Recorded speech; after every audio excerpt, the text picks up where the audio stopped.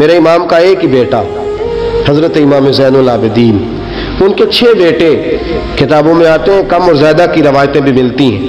امام زین العابدین ایک لخت جگر اور ایک خاندان کی سپہ سالار بی بی، کون بھلا؟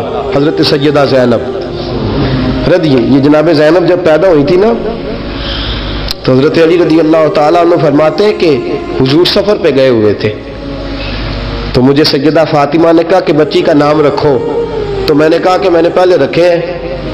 کہا حضور تو سفر پہ ہے، فرمایا آئیں گے تو نام رکھیں گے، جناب زینب رضی اللہ تعالیٰ۔ اور حضرت امام زین العابدین کی مختلف روایتوں میں مختلف عمر آئی، یہ 2 خاندان کے بڑے بچے تھے، خاندان کے یہ 2 بڑے بچے تھے۔ میرے دوستو، یہ جو ایک اہم مسئلہ آپ کے گوش گزار کروں، پہلے یہ ہوتا تھا پہلے کہ خلافت روحانی بھی اور سیاسی بھی ایک ہوتی تھی، امام حسن تک ایک رہی، روحانی خلافت بھی اور سیاسی خلافت بھی ایک رہی۔ مسئلہ تھوڑا باریک ہے، تھوڑا سا آپ کو میرے بات غور سے سننی پڑے گی۔ پہلے خلافت ایک ہوتی تھی، روحانی بھی اور سیاسی بھی۔ حضرت ابو بکر صدیق رضی اللہ تعالیٰ عنہ سیاسی کام بھی کرتے تھے مسجد نبی کے منبر پر بیٹھ کر، اور ساتھ ساتھ لوگوں کو روحانیت کی طرف بھی توجہ دلاتے تھے، اللہ اللہ بھی سکھاتے تھے، لوگوں کو نماز بھی پڑھاتے تھے، جمعہ بھی پڑھاتے تھے، سارا کچھ ہوتا تھا۔ جناب امام حسن تک یہ کام رہا، حضرت عمر فاروق، حضرت عثمان غنی، جناب علی مرتضیٰ اور امام حسن تک یہ سلسلہ رہا۔ پھر خلافت 2 حصوں میں بٹ گئی، ایک ہو گیا سیاسی خلیفہ جو حکومت چلائے، اور ایک ہو گیا روحانی خلیفہ جو لوگوں کو اللہ اللہ بتائے۔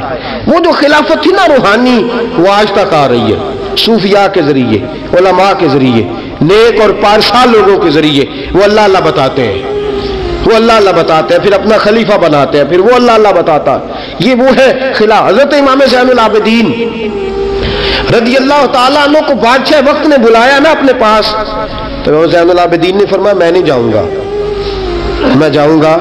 عبد المالک بن مروان نے بلایا اور امام زین العابدین کو کہا کہ آپ کو ضرور آنا پڑے گا۔ آپ نے فرمایا اس کی وجہ؟ اس نے کہا جی وجہ یہ ہے کہ آپ کی طرف لوگوں کا رجوع بہت ہے، لوگوں کی توجہ بہت ہے، دل کھینچے چلے جاتے ہیں۔ امام زین العابدین نے فرمایا سارا زمانہ بھی میری طرف آئے، پھر میں بادشاہ کے دربار میں، بادشاہ بزرگوں کے پاس آئے تو ان کی عزت بڑھتی ہے، اور اگر نیک لوگ بادشاہوں کے دروازوں پہ جائیں تو ان کی عزت گھٹتی ہے۔ فرمایا میں نہیں جاؤں گا۔ اس نے کہا کہ امام مجھے سمجھ کوئی نہیں آتی۔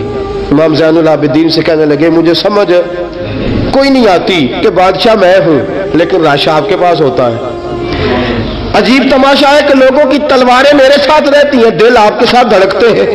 میں دیکھتا ہوں کہ مدینے کے باہر ایک کٹیا میں آپ رہتے ہیں، کٹیا میں، لیکن میں دیکھتا ہوں کہ سورج بھی چڑھتا ہے تو آپ کو سلامی دے کے چڑھتا ہے، اور چاند بھی نکلتا ہے تو حسین کے بیٹے کے قدم چوم کے نکلتا ہے۔ امام زین العابدین مدینے سے باہر چلے گئے، ڈیرا لگا لیا، عمر بھر اسی جگہ، نام تو علی اوس تھا نا آپ کا، لیکن زین العابدین عبادت کرنے والوں کی زینت۔ میرے امام نے خلیفہ عبد المالک بن مروان سے کہا تو باز آ جا، میں حسین کا بیٹا ہوں، مجھے لوگوں کو اللہ اللہ سکھانے دے۔ اب میں تخت خلافت پہ بیٹھ کر نہیں، میں چٹائی پہ بیٹھ کے دین پڑھاؤں گا، اب میں فرش زمین پہ بیٹھ کے لوگوں کو اللہ اللہ سکھاؤں گا۔ امام زین العابدین کو خلیفہ عبد المالک بن مروان ہوا پتہ کیا تھا؟ تھوڑی سی تاریخ بتا دوں۔ یزید کے مرنے کے بعد اس کا بیٹا آیا، وہ 40 دن تک رہا، میں نے 10 محرم کو بتایا تھا۔ اس نے کہا میں اپنے باپ کو بھی اس قابل نہیں سمجھتا تھا، چھوڑ کے چلا گیا۔ اس کے بعد حضرت عبداللہ ابن زبیر رضی اللہ تعالیٰ عنہ جو تھے، وہ کیونکہ مکہ اور مدینہ اور حجاز کے لوگوں نے انہیں اپنا امیر بنا لیا تھا، جب یزید کے بیٹے نے خلافت چھوڑی تو وہ پورے ملک کے ایک جو ہے وہ امیر بن گئے۔ ان کے درمیان ہی مروان نے سازش کی، مصر اور شام پہ اس نے اپنا تسلط جما لیا۔ مروان مرتے وقت اپنے بیٹے عبد المالک بن مروان کو بنا گیا امیر۔ عبد المالک بن مروان بڑا ظالم، بڑا خونخوار، بڑا بد تہذیب آدمی تھا۔ امام زین العابدین سے کہنے لگا کہ آپ کو آنا پڑے گا۔ آپ نے فرمایا میں کوئی نہیں آؤں گا۔ اس نے امام زین العابدین کو گرفتار کرایا۔ بہت سارے بزرگوں نے لکھا ہے، بالخصوص امام قشیری نے رسالہ میں لکھا، گرفتار کرایا، ہاتھوں میں بیڑیاں، پیروں میں بیڑیاں۔ امام زین العابدین جس طرح نکلے تھے نا کربلا سے اور دمشق آئے تھے، गिरफ्तारी के आलम में, और फिर दमिश्क से मदीने आए थे, उसी आलम में फिर गिरफ्तार कराया। और खलीफा अब्दुल मलिक बिन मरवान के सामने जब इमाम ज़ैनुल आबिदीन पहुंचे तो आपने कहा कि तूने देखा है ना मेरे बाप के कातिलों का क्या अंजाम हुआ था, तूने देखा है मेरे बाप के कातिलों का, बाद आ जा। उसने कहा कि यजीद के पास ताकत थी, उसने आपको गिरफ्तार करा लिया था, अब मेरे पास ताकत है, मैंने भी गिरफ्तार करा लिया है। इमाम ज़ैनुल आबिदीन से कहने लगा आपके पास ताकत है तो दिखाइए, आपके पास है ताकत तो दिखाइए। इमाम ज़ैनुल आबिदीन रज़ियल्लाहु ताला अन्हु ने फरमाया तुझे कहा चैलेंज ना कर, मैं दरवेश हो गया हूं, एक तरफ लग गया हूं, एक कोने में जाकर बैठ गया हूं, मदीने से बाहर जाके मैंने डेरा लगाया, बस मुझे अब छेड़ मत, मुझे अपना काम करने दे, मुझे लोगों को दीन सिखाने दे, अल्लाह अल्लाह बताने दे, तू जान, तेरी हुकूमत जाने, तेरी सल्तनत जाने, मैं तेरे काम में दखल नहीं देता, तू मेरे काम में दखल न दे, मुझे अल्लाह अल्लाह करने दे, अल्लाह अल्लाह कराने दे। कहने लगा मेरे पास ताकत है, मैंने गिरफ्तार कर लिया है। इमाम ज़ैनुल आबिदीन रज़ियल्लाहु ताला अन्हु के हाथ और पांव में बेड़ियां थी, इमाम ज़ैनुल आबिदीन की जुबान से निकला अल्लाह अल्लाह अल्लाह। तीसरी दफा जब आपकी जुबान से अल्लाह निकला, सारी बेड़ियां टूट के जमीन पे गिर गई। इमाम ज़ैनुल आबिदीन के लिए उठने लगा, फरमाया बैठ जा जमीन पे। खलीफा जमीन पे बैठा, इमाम ज़ैनुल आबिदीन रज़ियल्लाहु ताला अन्हु निकले। मुझे न कहना रवायत ज़ईफ है, रवायतें ज़ईफ होती हैं, अकीदे मजबूत होने चाहिए। हजरत इमाम ज़ैनुल आबिदीन पलटे और पलट के कहने लगे ताकत पहले भी हमारे पास थी, ताकत आज भी हमारे पास है, जब रब कहता है हम इस्तेमाल नहीं करते और जब कह देता है तो हम इस्तेमाल करना शुरू कर देते हैं। बस अल्लाह की रजा पे राजी है।